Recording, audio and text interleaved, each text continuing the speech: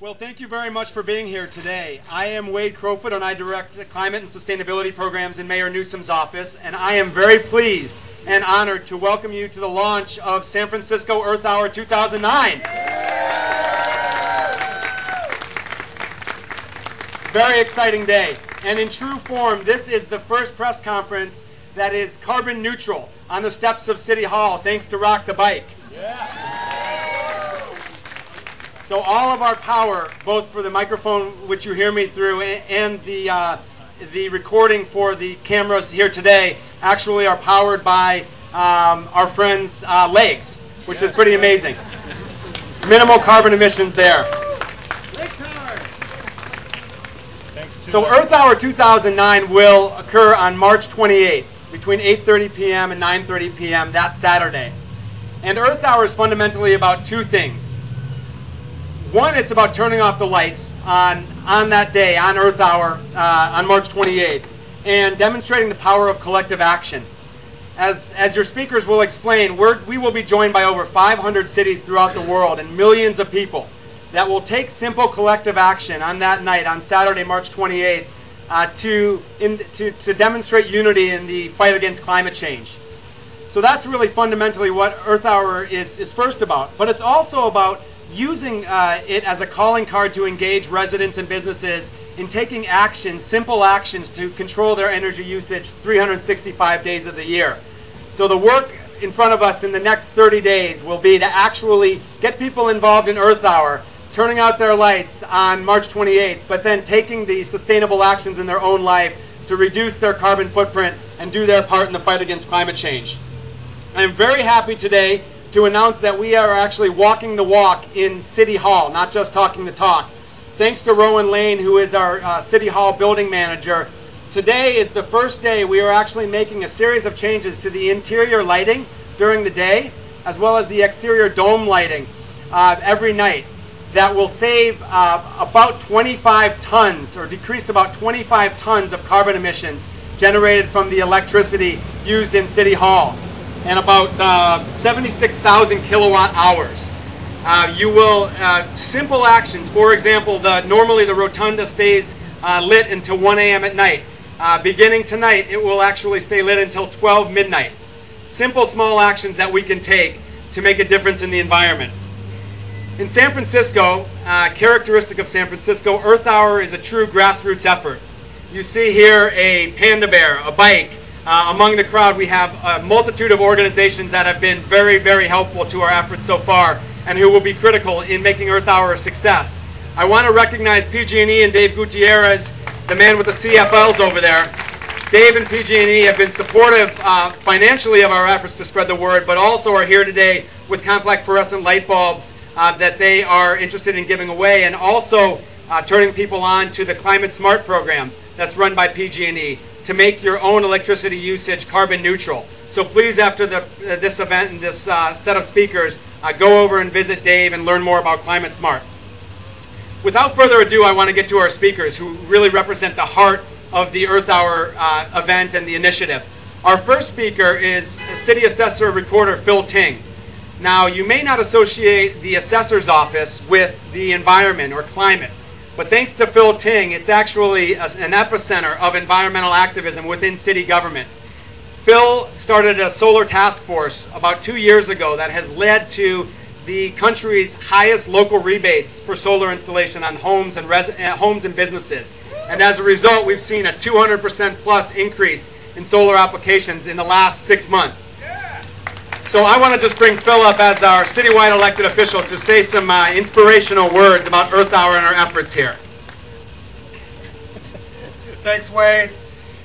So the last time I think I saw you was at the FUF event on the Sunset when we were planting trees. So this is great to be back with the bike, to be here with the panda, and to be here with all of you, because it's so important. Earth Hour is just a small step of many small steps that we all need to do if we really want to reverse climate change. What we've seen is energy efficiency works. Every time we change a light bulb, every time we turn off our lights, every time we do energy saving strategies, thousands of CO2 discharges are reduced. And in the end, that's going to help us, that's going to help our kids, and that's going to help our grandkids. When we started the solar rebate program, everybody always said, hey, what about energy efficiency? Or why not wind? Or why not tidal? It's always something or something else. And for us, what I say back to them is we have to do it all. We can't just say only biking. We can't just say only energy efficiency. We can't say only solar. We have a role to play in what's going on. And each of us, if we take a small step, if we change that light bulb, we put those solar panels on, we bike to work, we can make that difference. And I know that sometimes given this big problem, it feels that it's somewhat insurmountable. But I will tell you that if we all put solar panels on our roofs all across the city, or if we all switched to bikes, or if we all did something, one thing, that would have a huge impact, not just in San Francisco, but in California. And so today I'm just happy to support Earth Hour. I urge you all to participate, and I just want to thank you all for being here to support the effort. Thank you. We had a very successful Earth Hour in 2008, and we were focused primarily on turning off our lights in our buildings downtown. But in 2009, we're actually focused on expanding our message. And one of the key areas of expansion is to our local schools. And we have no bigger champion of the environmental message being advanced in our schools than our San Francisco School Board. And so today I have one of the elected school board members who is an environmental and social justice champion in her own right, and my friend Hydra Mendoza here to talk. Thanks, Wade. It makes it a little difficult when you share an office with Wade to try to be non-earth friendly, because it just does not happen. He's always on our back about making sure we're doing double copies and we're making sure that we're recycling and everything else, but it's fantastic. And as Wade said, last year we were participated, but not in as large of a meaningful way as we are this year. So last year we just informed our students that this was happening, and that was about the extent of what we were able to do. But thanks to the Department of the Environment and with PUC, we were able to hire a sustainability director, Nick Kastner, who's actually here in the crowd. And Nick has been phenomenal when it comes to what we need to do for our kids and what it is, the type of education that we need to bring forward. For any of you who have kids, when you go home, they tell you all the things that they're doing in their day. They're the ones that are going to be the most influential on what it is that you do yourselves. We've had solar panels on our home since 5, 6, 7 years ago now, and a lot of that came from my now 9th grade daughter, who came home and started to talk about the importance of solar panels. So this is what it is that we're going to be trying to do. Now there's a number of different things that Nick has put into place, which is going to be really exciting. So not only will we do a board resolution supporting Earth Hour as we did last year, because that's a really important piece for us to be able to say, as a school district, we honor what's happening to our environment. But we're also going to be doing what we call dark schools. So making sure that the time in between when the teachers leave and the custodians come in, that the lights are off, because that has not been happening. So there's this few hours of time that happen where the lights continue to stay on. We're also going to be doing staff education and making sure that people understand the importance of what it is that we're doing. And then the student voice. So when we brought Nick on, we also started an environmental service learning initiative, which is in many of our high schools, and our kids are learning and reflecting about how important the environment is. And so this group of kids are going to be the voice of what it is that we're trying to message. And so that has actually led to a youth summit that's going to be coming up later on in the year, and this is exactly what we'll be talking about. And then of course we want to get the CFLs into the hands of our kids to make sure that they're bringing it home and they're actually doing what it is that we say we are actively doing. So I am just thrilled and honored to be here today to support Earth Hour. This is going to be yet another exciting time, and I'm really thrilled that Nick is going to run with this, and we're going to make sure that all of our kids understand the importance of preserving our Earth and making sure that they're doing exactly what they need to do in order to make this happen. So thank you. Thank you very much, Hydra. Earth Hour started in its nascent form in Sydney, Australia, over 2 years ago. And there's really one organization that we have to thank for Earth Hour spreading around the world, and that's the World Wildlife Fund, which is why, for those who are wondering, we have the panda up here, the panda being the symbol of the World Wildlife Fund. This year we have over 500 cities throughout the world and at least 40 different countries participating in Earth Hour. We have iconic structures from Rome's Colosseum to the Strip in Las Vegas, to our own Golden Gate Bridge actually turning off their lights for 1 hour on Earth Hour. And it's really, again, because of the leadership and the vision of the World Wildlife Fund actually seeking to unite people around this issue. So to talk a little more about that, we are very pleased to be joined by Leslie Hoon, who is a Vice President of the World Wildlife Fund in Washington, D.C. Thank you all for being here today. It is quite a pleasure, and I am cognizant of our friend over here pedaling away. I think he's the most powerful man on the podium at the moment. You can cut us short if we start going too long. Well, thank you so much, Wade. I really do appreciate your remarks. And I just want to thank everyone here for being here. Thank Mayor Newsom's office for supporting this effort, the San Francisco Board of Supervisors for coming on board, and all of the folks here today who are bringing Earth Hour in so many different ways to so many different places throughout the city.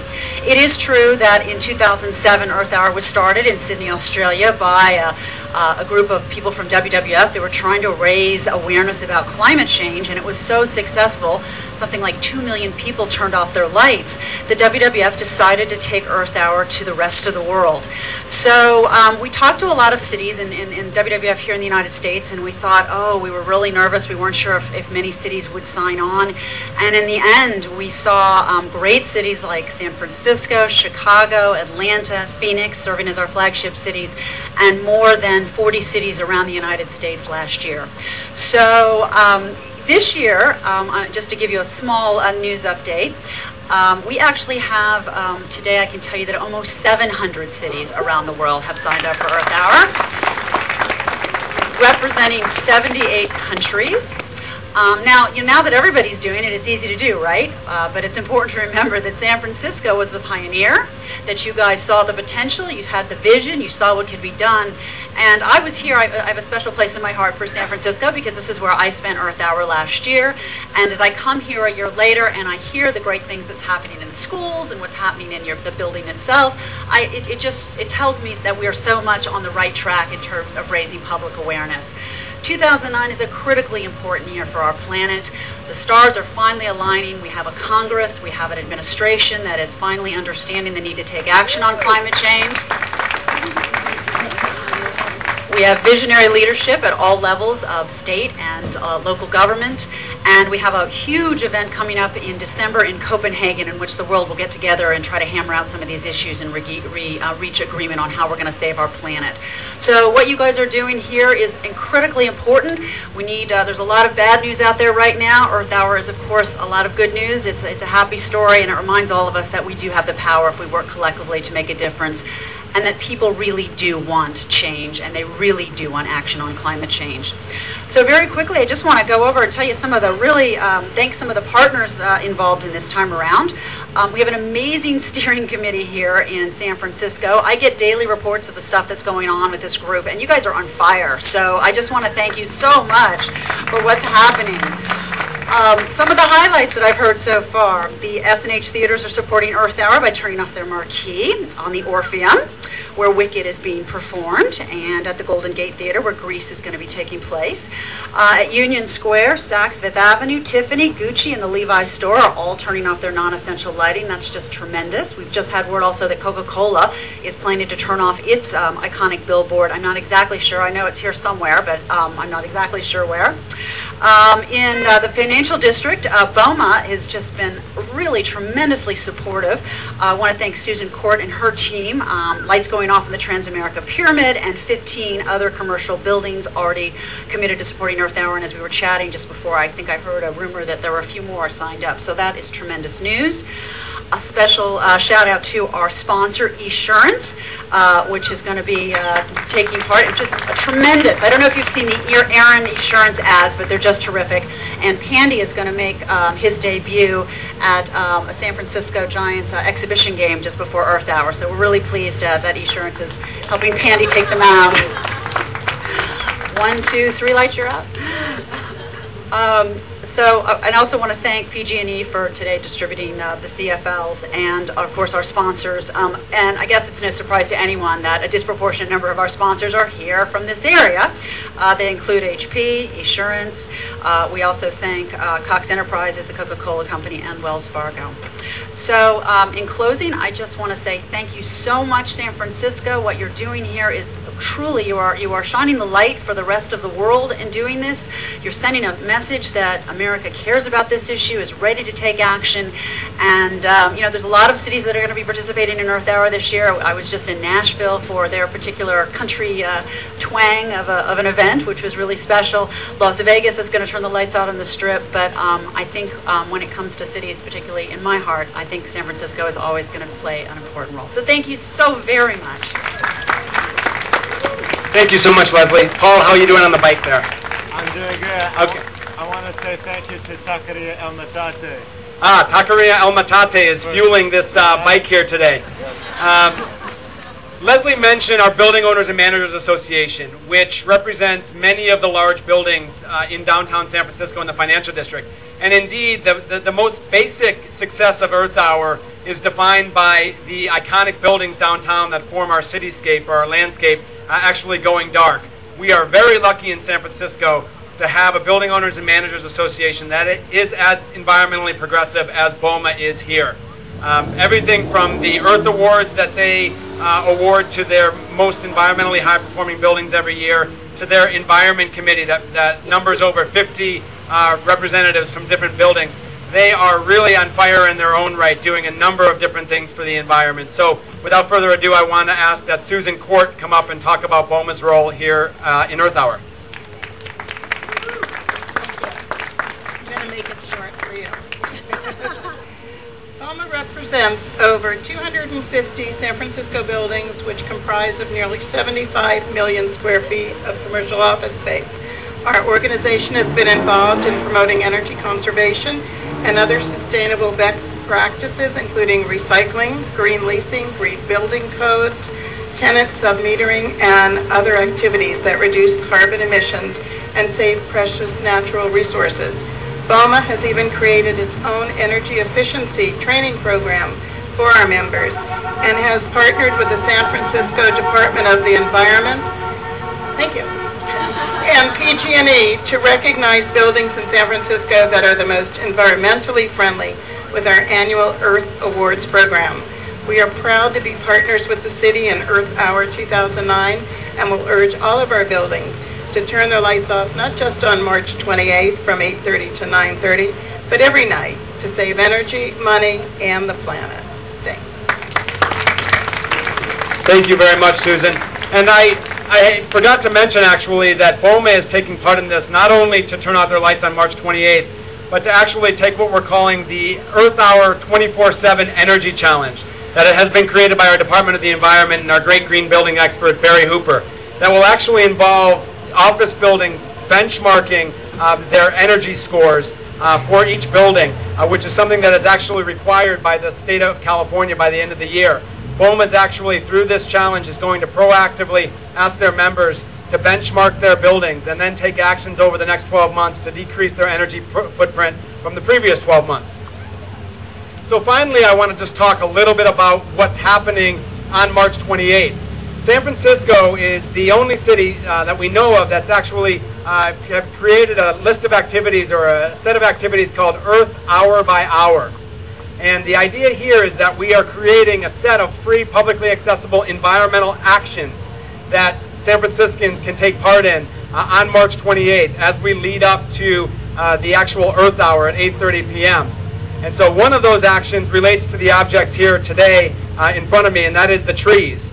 We have an amazing partner in Friends of the Urban Forest, which we have to thank for many of the trees that sprout up over San Francisco. So I want to ask Andrew Milne from Friends of the Urban Forest to come up and talk a little bit about the work of Friends of the Urban Forest and how it relates to Earth Hour. Thank you. Friends of the Urban Forest is really excited to be a part of this. Since 1981, we've tried to bring action to the efforts of citizens like yourselves and residents here in San Francisco to plant trees and really create a sustainable community. It's an opportunity to really get a hands-on, make an effort to really make an impact. The trees that you see in front of us are Christmas trees, sustainable potted Christmas trees that have been donated back to us that we then go on and plant The trees that are behind us will be planted this weekend. Twice a month, we get together and plant trees across the entire city. For Earth Hour, we're meeting at 8:30 at our office and again doing a citywide street tree planting. And we're targeting 60 trees, trying to get one for every minute that we're looking to shut down the lights. So we invite you to join us in that effort, and then continue to join us on into the future in planting trees and making your community not only greener, but cleaner, healthier, and more sustainable.